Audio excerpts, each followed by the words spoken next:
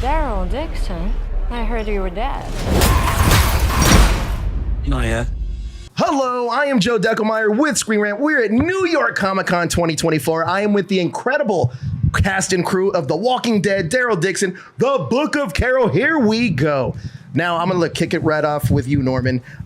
When Daryl and Carol reunite in this week's episode, it's not all warm and fuzzy like a lot of fans wanted. Can you talk about Daryl's initial reaction to seeing a meaningful person and familiar face in his life? Well, I think we did it really well. I think we got Daryl to a place where that would be the last thing on his mind. A place of like true despair. He's lost everything. He's completely beaten. And he fights his way to finally seeing the only person in the world that he would want to see. So I think we set the tone for that. And I think it's unexpected. I mean, I know it's going to happen, obviously, the Book of Carol, but I think we got to a place where we went all the way down here and we get to there.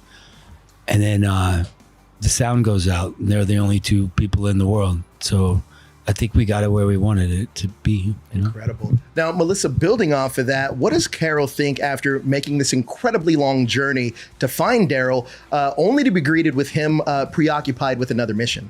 Yeah. What about that? Who's this person? I thought you were coming. Yeah, I thought you were coming right back. What's going on here? You're setting up a whole new life for yourself. Oh, yeah, you're just. What did you expect? You're just chilling by the all beach. European now, and I'm just cock blocking.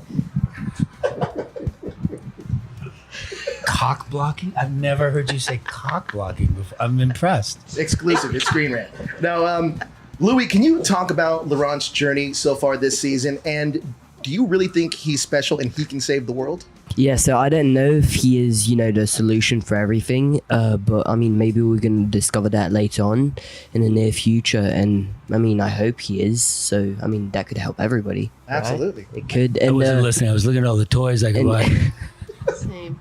And then, yeah, I mean, he does really evolve, and he picks up a lot of Daryl's character, and he becomes a bit tougher than what he used to be in season 1. Awesome. Now, David, you've done such a great job of interweaving these characters from The Walking Dead, the first season of Daryl Dixon, and newcomers to the Book of Carol. How do you determine the time and place for these characters, and are there more you're hoping to get on the show? More characters from the original series.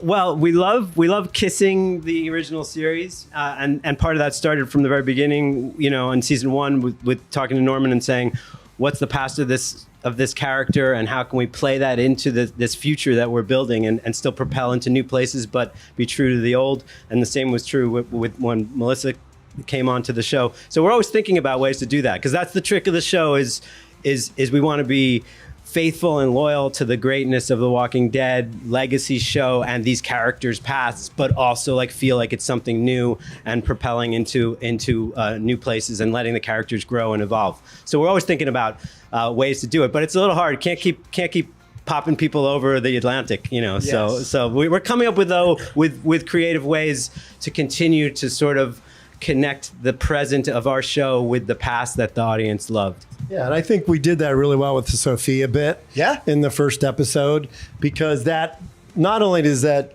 keeps the DNA of the two shows connected, but also plays into Carol's character. We don't want to do it just to say, hey, here's a clever cameo. Sure. It's got to work into the storyline of the show. And that's something that we're conscious of, because of the 15-year history of the series. Wild, right? Yeah, not just to add one little thing to what Greg said, that was a big thing with Carol's character coming on in season 2, was sort of looking at the totality of what she'd been through on The Walking Dead and finding a way, and Sophia being a linchpin of this, but not the only thing, to sort of connect what she's working through in season 2 with all the things that she's experienced in the show. Now, Greg, does a French walker have a distinction by comparison to many walkers that we've seen across America?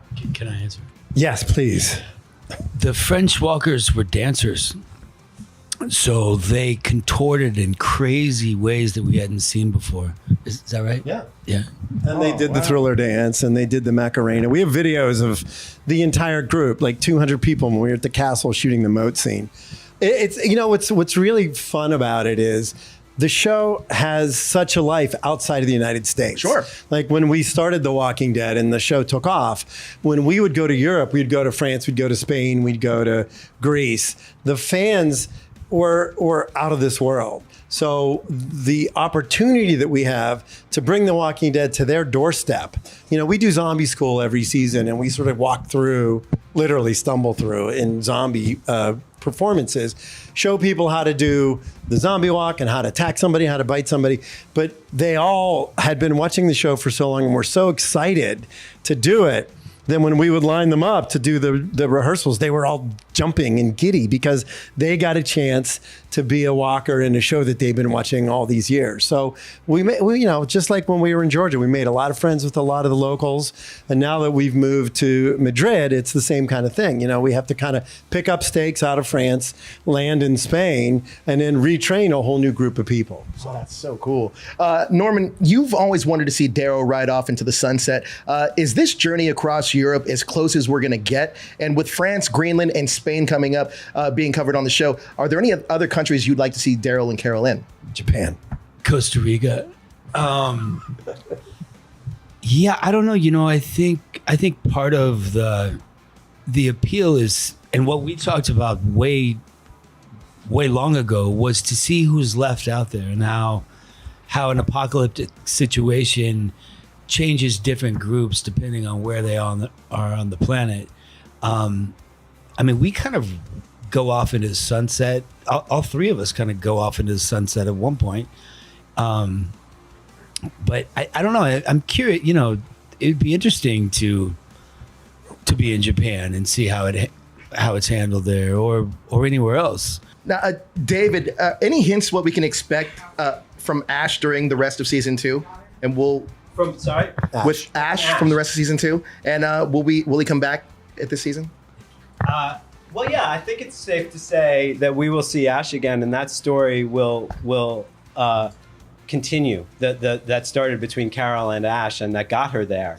And he has a pretty important part, a pretty important role in the show in the last few episodes.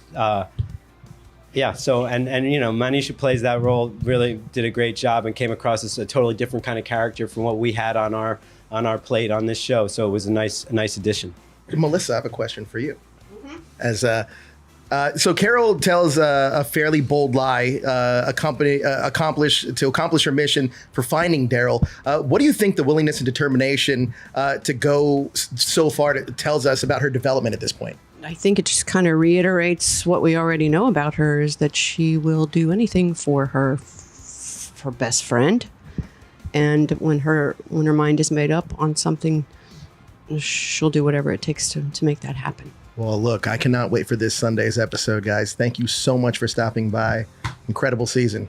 Incredible. We were talking about how we wanted to do an episode where her nose grows like Pinocchio every time she lies. That would be one long prosthetic. Yeah. Yeah. Like Boogie Nights. Like Boogie Nights. There we go. Don't you want to see that happen? No. I think that'd be great. Like a little DVD extra. Look, you guys are awesome.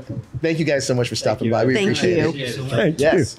I keep thinking about all the people I left behind, wondering if they're still thinking about me.